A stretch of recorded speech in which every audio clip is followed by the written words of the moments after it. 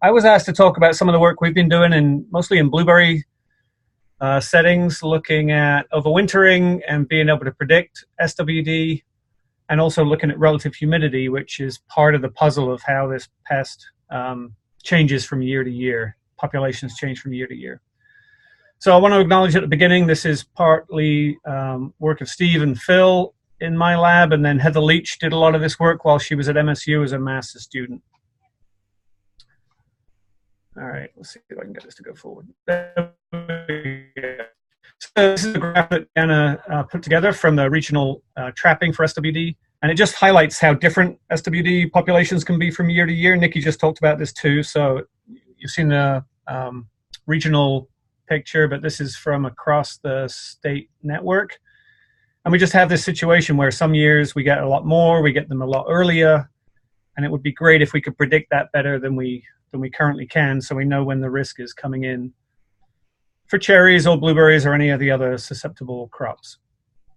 And this is just one example of how different it can be from year to year. This is from our trapping in blueberry fields, mostly down in Southwest Michigan, showing like 6 times as many SWD in the traps in those darker green bars from 2017. And this got us thinking about what could we do to maybe predict whether we'd have one of these bumper years of 2017, or maybe we'd have an easier year and it would start a little bit later and maybe be easier to manage because it was coming into the orchards or the fields. You know, even a couple of weeks difference could make a big difference to our management decisions. So one thing we needed to, and maybe you've talked about this already today, but I just want to review that we have these 2 different forms of SWD. There's the summer morph that we're dealing with through the growing season, and but then there's this other form that develops in the winter. And a number of us at MSU and around the country are trying to understand what the differences are between these, because that can help us predict whether it can get through the winter and how well it's going to survive and what that's going to mean for next year's population. And these are some data from Heather, who monitored the initiation of these winter morphs. So the temperature is in the orange dotted line, and as day length gets shorter and the temperature goes down in the fall, we see the wing length of spotted wing Drosophila increase, and that's a signal. It's one of the measures that predicts that it's turned into this winter morph. They also get a little darker. Some other changes happen. But it seems like in the fall, each year, all the SWD that have built up during the year, big proportion of them are switching to this winter morph. And in this climate, it makes sense why they'd be doing that. You just have to look out of the window because they've got to be able to make it through a pretty tough series of months during the winter. And we just wanted to verify that the winter morph was able to survive better. And these are some data from a trial where spotted wing Drosophila were taken from our lab cultures, and we had some pupae, which for a lot of insects is the way they survive the winter. We had the summer morph and we had the winter morph that we tricked into thinking it was winter a little bit earlier. And we could take those out and then put them out in, this was on campus in East Lansing, first put out in the very beginning of December, right before the expo. And then after the expo, we came back and found that after just 2 weeks, there was very low survival of the pupae, low survival of the summer morph, and the winter morph was still, up at like 20%. It's not perfect, but it's definitely more able to deal with the winter. And then you get to week 4 and the pupae have completely dropped out. You get to week 6, and we did have some very cold weather in early January that year. But if you look out to week 10, you can, even though it's a small difference, you can see those winter morphs are hanging on a little bit longer. It just shows that they're adapted to make it through our tough conditions. So given all that, like I said, we were able to go back to our historical records, and we had some sites where we've been monitoring spotted wing Drosophila since the very first detection in 2010. So this is, those dots are like number of flies per trap per week at a set of Southwest Michigan farms. And we'd use the the trap with the bait with the yeast sugar mix in it. And you see sort of the initial invasion was a couple of years in that region. In 2012, it really took off, and through to 2017. So this gives us some different years that had different conditions, and you can kind of see there that there's different, from 2012 to 2017, we've got some years where it's much higher, some where it's a little bit lower. And although you can't see it here, there's some years where it was earlier in the first catch. So we wanted to try and find out what predicts those. Is there anything from this little data set we've got that we can use to predict whether SWD is going to survive through to the winter, to the spring, and into the summer?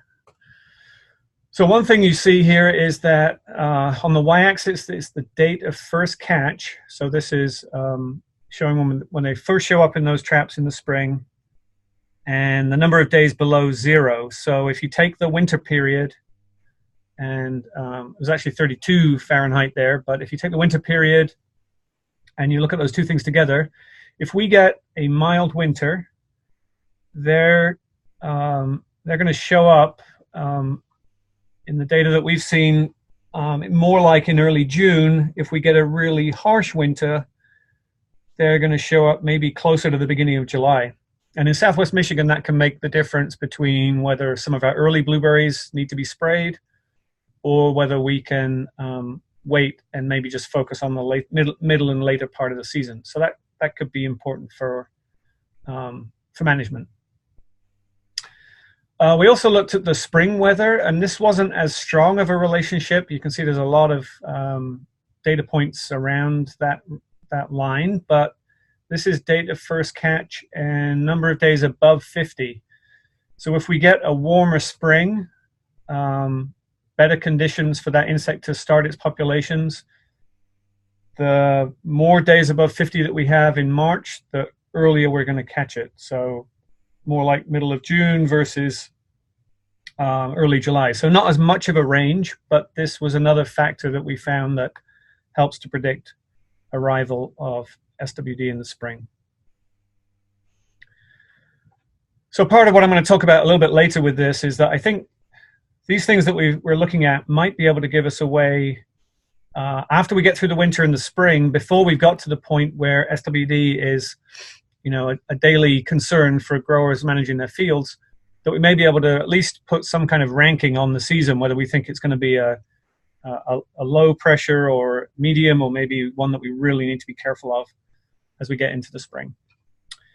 And we were able to take those numbers that I just showed you and do some predictions. And this is a prediction, it's not a measurement, but it predicts the population growth when we have different kinds of winters. So you can take the spring and the winter that I just talked about and put that into a model that predicts the population development of SWD.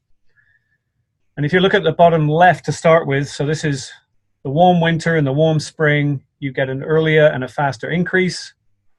You look across diagonally and you see the opposite, the cold winter, cold spring. That's the delayed lower population. And so we've at least got these predictions now, and we can see in subsequent years, we'll be doing this now this spring coming and the springs after, to see whether it lines up. And around Michigan, of course, we have different climate, so we can see whether this predicts it in, say, Southwest versus Northwest Michigan.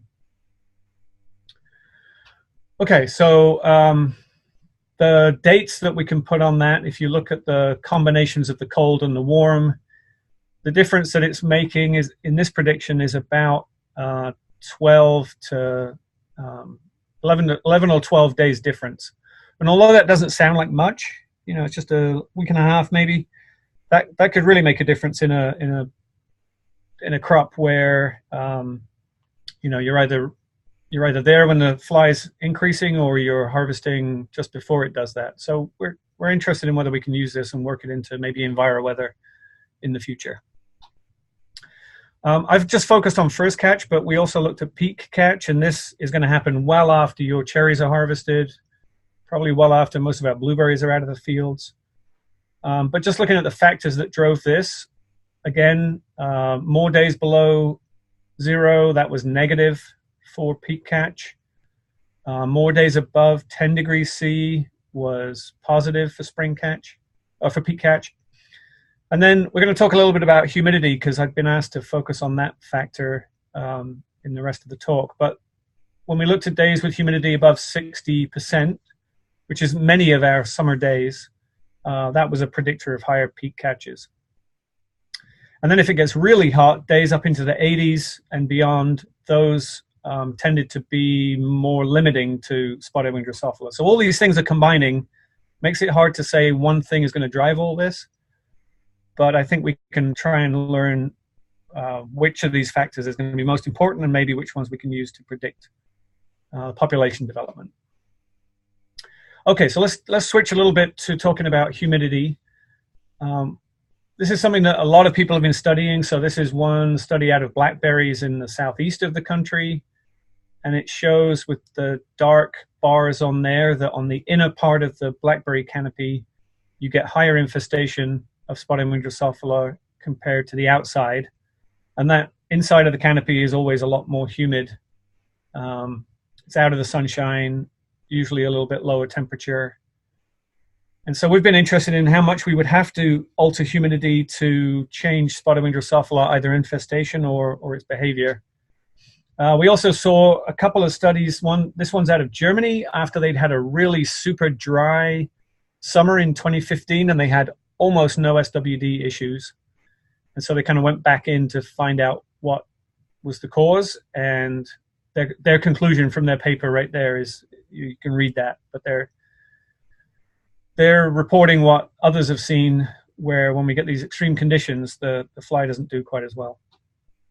And then this one's a little closer to home, out of Wisconsin, where they combined maximum temperature and humidity, and they could predict some of the SWD development across 2 growing seasons. So that shows that this might be a promising way to look. So we actually pulled this into the lab, and this was work that Phil Fanning ran in the lab, where he set up these containers with SWD. He had a little cotton plug that the humidity could move through, and then he used the dryerite, the same kind of thing you get in the little sachets that come in your new camera or something like that.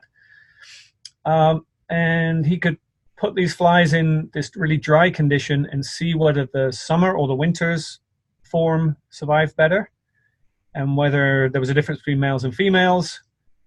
And then he could also look at water loss by measuring these after the experiment, or as he went through the experiment. So I'm going to show a little data on this. This is comparing the summer and the winter morph over time, and it's showing the survival. So we started off with everything alive, and over time the winter morph actually declined a little faster, but it was a little bit better at surviving longer into those really dry conditions. So that's probably a condition it has during the winter too, because we all know we get dry skin in the winter. SWD in the winter morph is a bit better able to handle that than the summer. And we also saw that part of the reason is because they lose less water. So the winter morph is the dotted line, and they actually maintain their weight. They don't dry out the same way as the summer morph does. So it's another adaptation they've got for making it through our harsh winter conditions. Not just the temperature that they can deal with, but the drying effect of the cold too. So we're wondering, can they actually find places that have this better humidity if it's going to be something that drives their survival? And there's this technique you can use with different salts. So we've got 4 different salts there that we made solutions of. And you put those in a container, and once it equilibrates, you get a very specific relative humidity. So it ranges from 10 all the way up to 90. And then Phil developed the system where you could put the flies in, watch them with a camera, and see whether they picked the low humidity or the high humidity place. So this is the kind of image you get. And this was a comparison between 11% humidity and 90%. It's pretty clear. I mean, we'll show you some data, but it's pretty clear from this picture that they are quite selective. And even in this small space here, they make the choice to go to a place that's more humid. So you can imagine in all the little nooks and crannies in the farm, and in the winter under the snow, they might be able to find conditions that are good for them. we developed this preference index that measures whether they're more likely to go to the humid or the not humid. So more humid would be above the line. And when you compare those different percentages, you see you get more of a change, more of a preference when there's a bigger difference, and mostly for the winter morph. So that one, because it's more likely to get the tough, dry conditions, and I think because it's probably so much more important for its survival, they do seem much more motivated to find humidity. Now, whether or not we can adjust plant canopies enough in the summer to affect this is something that I know Nikki's working on, and we've been looking at also in blueberries, and some results here show I think a similar effect to what Nikki's found with some cherry canopies, where when the farmers were pruning more and cutting a few more canes off than they might otherwise have done, we were able to reduce the number of larvae in the blueberry, both in the interior of the canopy and then at the exterior, where it's a little bit less humid. We didn't see as much of a difference between normal and a little bit more pruning, but it does show that if you let your plant grow and don't take care of it as you should do normally with typical pruning, then you're going to make SWD even worse. So we've really been banging on the message of cultural controls for our blueberry growers. There's a million other reasons they should be pruning, including bud setting and getting good spray coverage. But this is one other reason why in the era of SWD we're really trying to promote good pruning practices. Another implication of this whole insight that we're getting about humidity and the importance of that for SWD is shown here. And this was some observations that Steve in my program ran at a blueberry planting over 2 years. And they went out really early in the morning. This is midsummer, and looked at SWD in the early morning, midday, mid-afternoon, and then in the late in the day.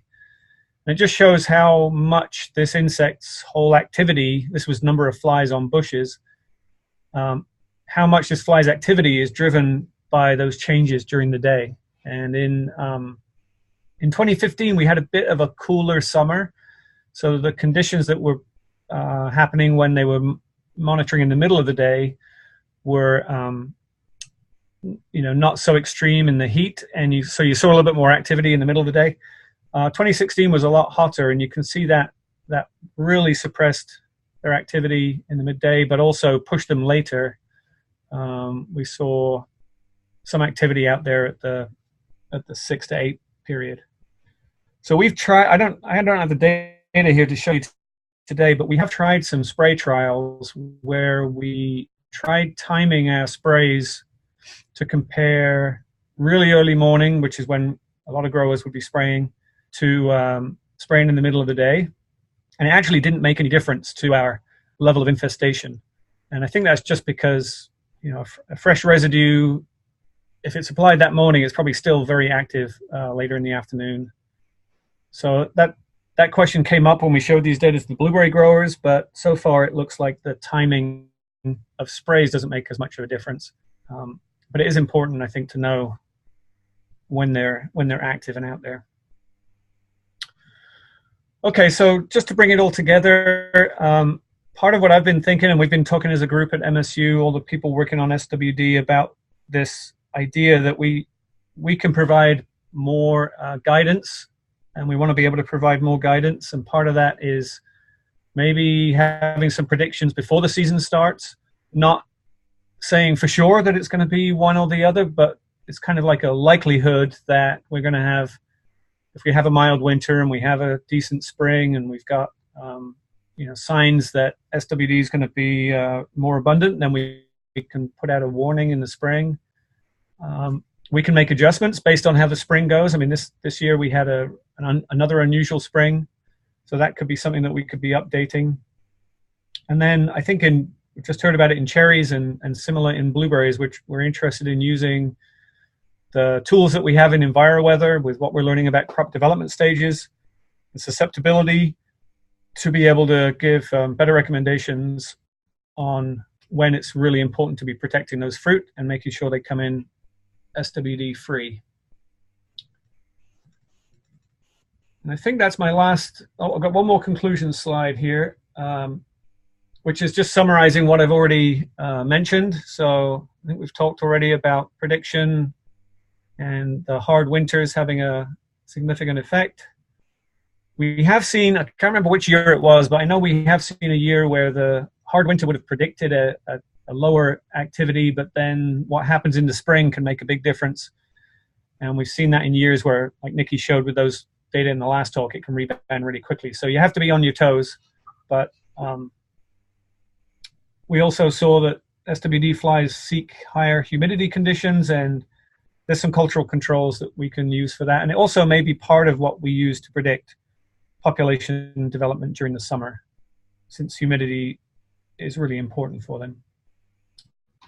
All right, and then this is my last slide. Just want to thank everyone in the blueberry entomology team for working on this project and the other work we do, and then thanking the funders without which we couldn't do any of it. So thanks for your attention, and maybe there's time for a couple of questions.